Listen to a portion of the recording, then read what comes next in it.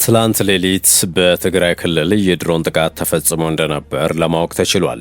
የህወሓት ሚዲያዎች የትምህርት ቤት ቁሳቁስ መውደሙን ዘግበዋል። ለመንግስት የሚወግኑ የዜና ምንጮች ግን በተከታታይ እየተፈጸመ ያለው የድሮን ጥቃት የህወሓትን የጦር መሳሪያ ክምችት የማውደም ኦፕሬሽን ነው ሲሉ ይፋ አድርገዋል። በዚህ ጥቃት ደረሰ የተባለው ጉዳት ምንድን ነው? ዝርዝሩን እንመለከተዋለን። ከዚህ ውጪ በሳውዲ አረቢያ ፖሊስ እየተሳደዱ የሚገኙት ኢትዮጵያውያን ጉዳይም ትኩረታችን ነው። የሳውዲ ፖሊስ ኢትዮጵያውያንን በአደገኛ ዝውውር ጠርጥሮ እያሳደዳቸው እንደሚገኝ ተሰምቷል። እንመለከተዋለን። ጤና ይስጥልን። የሰዓቱ የመረጃ ቅኝታችን እነዚህን አበይት ነጥቦች እንደሚከተለው በዝርዝር ያስቃኛችኋል። እስከ መጨረሻው አብራችሁን ቆዩ አክብሮታዊ ግብዣችን ነው።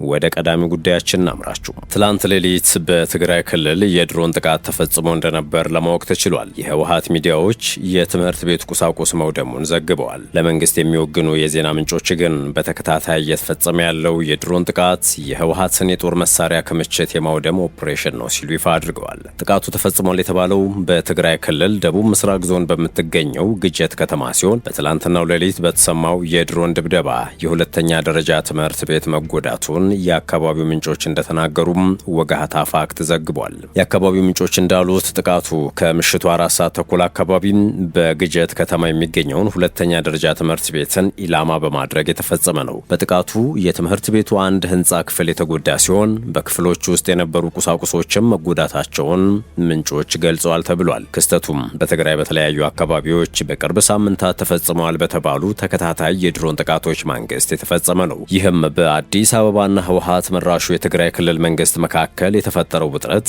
ዳግም ወደ ሙሉ ጦርነት ሊያመራ ይችላል የሚል ስጋትን አባብሷል። ጥቃቱ የተፈጸመው የቀድሞ የናይጄሪያ ፕሬዝዳንትና የአፍሪካ ህብረት የአፍሪካ ቀንድ ልዩ ተወካይ ኦሉሴጉን ኦባሳንጆም የትግራይ ክልል ዋና ከተማ መቀለን ጎብኝተው ከትግራይ ባለስልጣናት ጋር ውይይት ካደረጉ 3 ቀናት በኋላ ነው። እንደ አውሮፓውያን አቆጣጠር በ2022 የፕሪቶሪያው የሰላም ስምምነት እንዲፈረም በአፍሪካ ህብረት የሽምግልና ሂደቱ ውስጥ ቁልፍ ሚና የተጫወቱት ኦባሳንጆም የሰላም ስምምነቱ ሊፈርስ ይችላል በሚል በዓለም አቀፉ ማህበረሰብ ዘንድ ስጋት እየጨመረ በመሆኑ በትግራይ መሪዎችና በኢትዮጵያ ፌዴራል መንግስት መካከል የጠረጴዛ ውይይትን ለመመለስ ጥረት እያደረጉ ነው። ሆኖም የህወሓት ሹማምንት የፌዴራል መንግስት ትርጉም ባለው ድርድር ላይ ለመሳተፍ ያለውን ፈቃደኝነት እንደሚጠራጠሩ ገልጸዋል። ለዓመታት ውጤት አልባ የሆኑ ውይይቶችን መድገም እንደማይፈልጉም ተናግረዋል። ኦባሳንጆ በቅርቡ በመቀለ ባደረጉት ጉብኝት የህወሓት ባለስልጣናት ከማዕከላዊ መንግስት ጋር ወደ አዲስ ዙር ድርድር ከመግባታቸው በፊት መፍትሄ ሊሰጥባቸው ይገባል ያሏቸውን በርካታ ጉዳዮችን አቅርበውላቸዋል። ከጥያቄዎቻቸው መካከል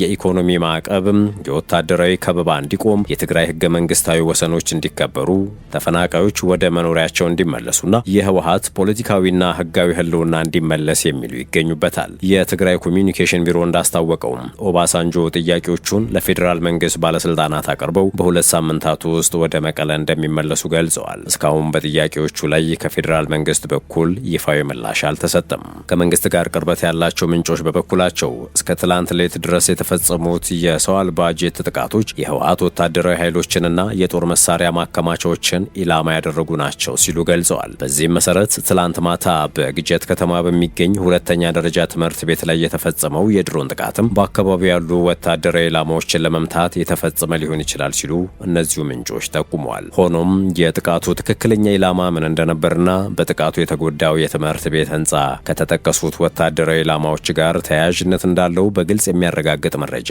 እስካሁን አልተገኘም። ትላንት ሌሊት ተፈጸመ በሚል የተነገረለት የድሮን ጥቃት የተሰማው አሜሪካና አውሮፓ ህብረት የኦባሳንጆን በአዲስ መልኩ የተጀመረውን የሽምግልና ጥረትን በይፋ ከደገፉ ከቀናት በኋላ ነው ብሏል ዘገባውም። ያሳለፍነው ማክሰኞ በወጡ መግለጫዎች የአሜሪካ ዲፕሎማቶች የኦባሳንጆ ጉብኝትን በመደገፍ በሰሜን ኢትዮጵያ ዳግም ግጭት ሊነሳ ይችላል የሚል ስጋት እያደገ ባለበት ወሳኝ ወቅት መሆኑን አስገንዝበዋል። የአውሮፓ ህብረት ከአባል ሀገራቱም እንዲሁም ከካናዳ፣ ኖርዌይ እና ዩናይትድ ኪንግደም ኤምባሲዎች ጋር በመሆን በሰሜን ኢትዮጵያ ያለውን ሁኔታ በከፍተኛ ስጋት እየተከታተልኩ ነው ብሏል። ሁሉም ወገኖች የግጭት ማቆም ስምምነቱን በተመለከተ በጎ ፈቃድና ገንቢ በሆነ መንገድ እንዲሳተፉም ጥሪ አቅርበው ነበረ። በትግራይ ዳግም ሊቀሰቀስ የሚችል ወታደራዊ ግጭት በድርቅና በከፍተኛ የሰብአዊ ድጋፍ ፍላጎት ቀድሞውኑ በተጎዳው ክልል ላይ ከባድ ተጽዕኖ እንደሚያሳድርም አስጠንቅቀዋል። የቅርብ ጊዜ ክስተቶች በዲፕሎማ ዲፕሎማሲያዊ ጥረቶችና መሬት ላይ ባለው ሁኔታ መካከል ያለውን ልዩነት የሚያሳዩ ናቸው ተብሏል። ዓለም አቀፍ አጋሮች ሁለቱም ወገኖች ወደ ውይይት እንዲመለሱ ጥሪ ቢያቀርቡም በቀጠለው የወታደራዊ እንቅስቃሴ ሪፖርቶችና በድርድር ልዩነቶችን የመፍታት እድሉ እየጠበበ መምጣቱ በ2015 ዓመተ ምህረት የተደረሰውን የሰላም ስምምነት አሁን ካለበት በባሰ መልኩ አደጋ ላይ ሊጥለው እንደሚችልና ዳግም ግጭት እንዳይከሰት የሚደረጉ ጥረቶችን ሊያወሳስብ ይችላል ነው የተባለው። ከዚሁ ጋር በተያያዘ የአፍሪካ ህብረት ኦሉሴጉን ኦባሳንጆ የጀመሩትን የሽምግልና ጥረትን የሚደግፍ የአውሮፓ ህብረትና አጋር ሀገራት የጋራ መግለጫ አውጥተዋል። በኢትዮጵያና አፍሪካ ህብረት የአውሮፓ ህብረት ልዑካን በሰሜን ኢትዮጵያ ያለውን ሁኔታ በተመለከተ ዛሬ ከሰዓት አዲስ ማስጠንቀቂያ ያዘል መግለጫ አውጥተዋል። የአውሮፓ ህብረት አባል ሀገራት የዲፕሎማቲክ ሚስዮኖች እንዲሁም የካናዳ፣ ኖርዌይና ዩናይትድ ኪንግደም ኤምባሲዎች ናቸው በአዲስ አበባ የጋራ መግለጫ ያወጡት። በመግለጫው በሰሜን ኢትዮጵያ ያሉ አዳዲስ ክስተቶችና እንቅስቃሴዎችን በከፍተኛ ስጋት እየተከታተሉ መሆናቸውን ገልጸዋል። ሀገራቱም ሁለቱም ወገኖች በፕሪቶሪያው የሰላም ስምምነት አፈጻጸም ላይ በጎ ፈቃድና ገንቢ በሆነ መንገድ እንዲሳተፉም ጥሪ አቅርበዋል። በተጨማሪም የአፍሪካ ህብረት የአፍሪካ ቀንድ ከፍተኛ መልእክተኛና የቀድሞ የናይጄሪያ ፕሬዝዳንት ኦሉሴጉን ኦባሳንጆ ያደረጓቸውን ሰሞንኛ የማሸማገል ጥረቶችን በደስታ እንደሚቀበሉ ገልጸዋል። ይህም ኦባሳንጆ በቅርቡ ወደ ኢትዮጵያ ባደረጉት ጉብኝት በአዲስ አበባና በመቀለም ከተለያዩ ወገኖች ጋር ያደረጓቸውን ስብሰባዎች ያካትታል ባይ ናቸው። ሀገራቱም በተወካዮቻቸው በኩል በትግራይ ክልል ዳግም የሚከሰት ወታደራዊ ግጭት፣ በድርቅና በከፍተኛ የሰብአዊ ድጋፍ ፍላጎት አስቀድሞ በተጎዳው የሰሜን ኢትዮጵያ ህዝብ ላይ ከባድ አደጋና አስከፊ ተጽዕኖ እንደሚያሳድርም አስጠንቅቀዋል። የመረጃ ቅኝታችን እንደቀጠለ ነው። ወደ ቀጣዩ ጉዳያችን አለፍን።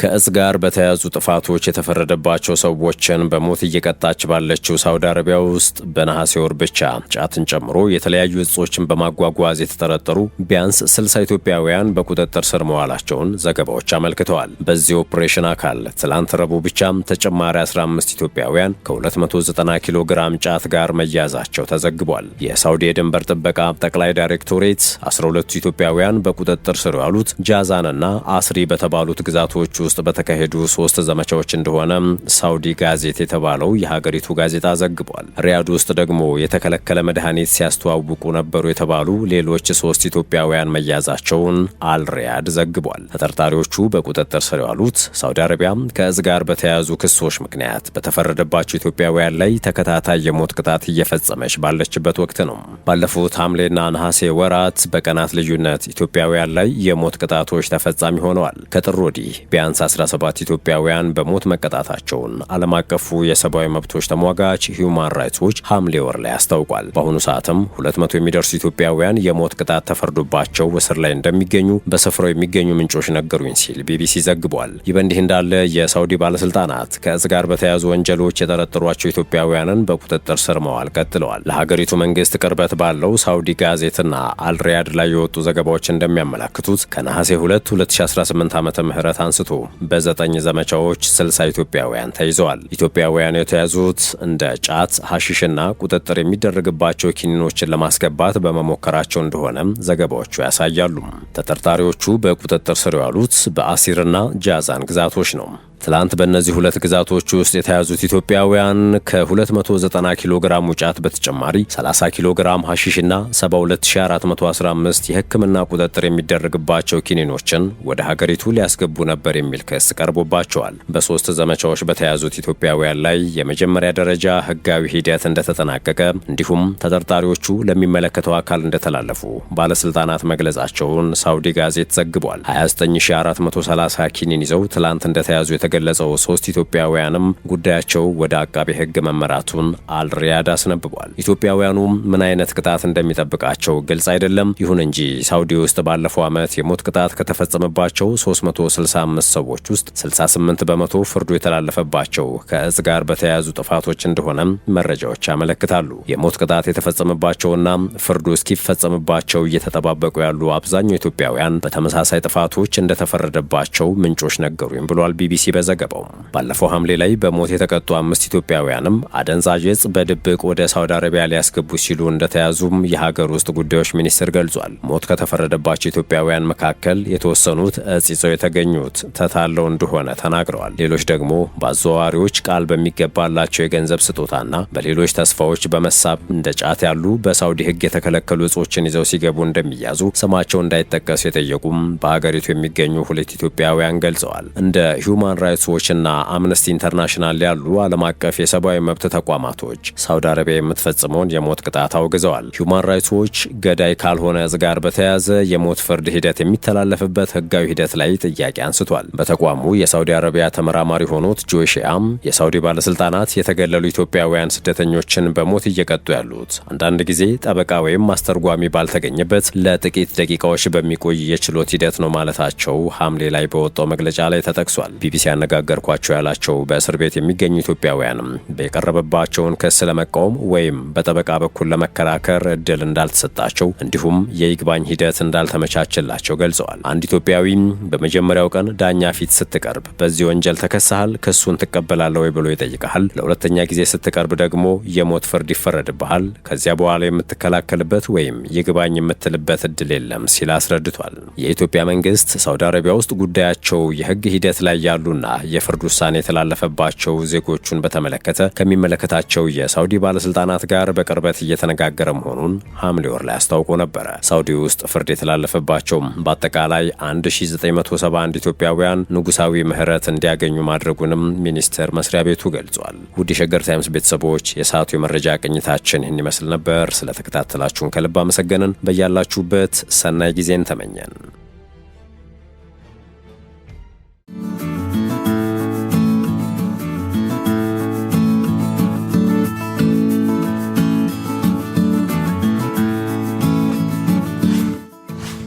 ሸገር ታይምስ ሚዲያን ሰብስክራይብ በማድረግና ደወሉን በመጫን ይከተሉን።